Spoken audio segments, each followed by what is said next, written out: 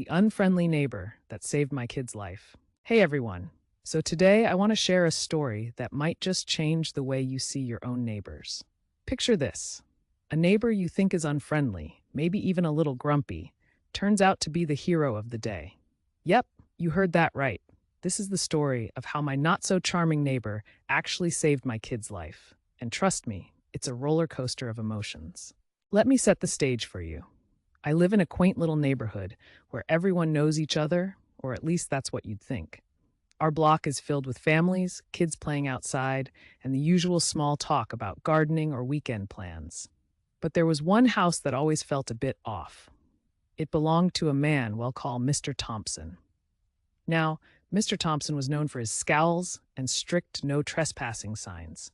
He didn't seem too interested in making friends, and most of us just kept our distance. Now, fast forward to a seemingly normal Saturday afternoon. My kids were outside playing in the yard, a usual weekend scene. They'd built a fort out of old boxes and were lost in their own little world, full of giggles and imagination. But then things took a turn. I was inside making lunch when I suddenly noticed that it had gotten unusually quiet outside.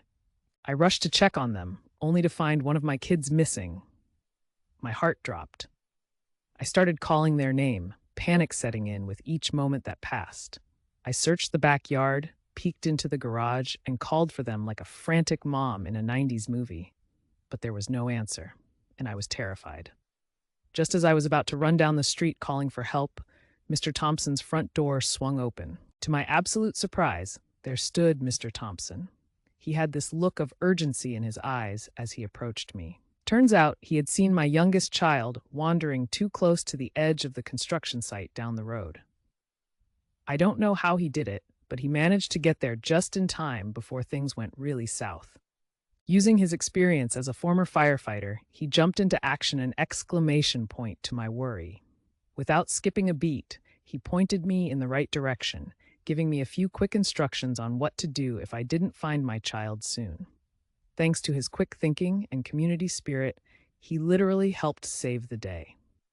When we finally found my kid, we were able to pull them out of a truly precarious situation.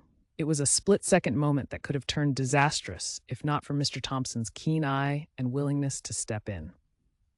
Honestly, my heart was once again full, this time with gratitude. After everything calmed down, it made me really think. It's funny how we can build up these images of people in our heads based on first impressions. Mr. Thompson wasn't just a grumpy old man, he was a guardian in disguise. This experience taught me so much about community. You never really know what someone brings to the table until you face a crisis together. Now, every time I see him outside, I wave and strike up a little conversation. Who knew there was a hero lurking behind that frown? I've learned that engagement is key. Getting to know those around us can turn a neighborly cold shoulder into a warm bond. So here's the takeaway, folks. Don't judge a book by its cover, or in my case, a neighbor by their scowl. Life's unexpected moments can teach us invaluable lessons about the connections we share. The people living right next to us might just surprise us in the most wonderful ways. If you've had any unexpected experiences with your neighbors, I'd love to hear about them. Drop your stories in the comments. Thanks for hanging out with me while I shared this story. If you enjoyed it, make sure to hit that like button, subscribe, and turn on notifications so you don't miss out on more content like this.